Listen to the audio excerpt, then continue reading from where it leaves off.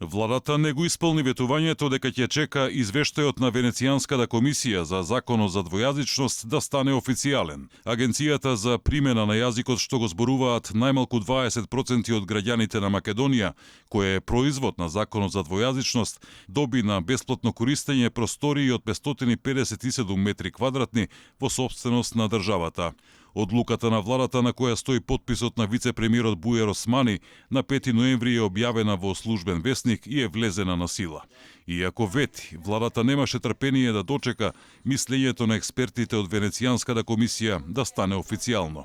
А во него беше наведено дека комисијата сериозно забележува дека двојазичноста може да го сруши правниот систем во земјава. Меѓународното тело имаше сериозни забелешки за спроведувањето на двојазичноста во пракса. Експертите од комисијата сметаат дека законот е неприменлив, скап и надвор од европските практики. Венецијанската комисија предлага клучните членови во законот да претрпат драстични измени. Мислењето на комисијата беше причина пратеникот на ДУИ Артан Груби да даде изјава која наликуваше на закана дека ниту една цена за имплементација на некој закон не е поголема од цената на мирот и добрите меѓуетнички односи, на што доби одговор од премиерот дека лупа глупости. Законот за двојазичност, кој произлезе од тиранската платформа, речиси една година беше заглавен и собраниските органи. Со прекршување на деловникот на парламентот, откако неколку пати тогашниот претседател Иванов одби да стави подпис на законското решение и искористи суспензивно вето, лани во јануари, спикерот Џафери го објави законот во службен весник и тој стапи во сила.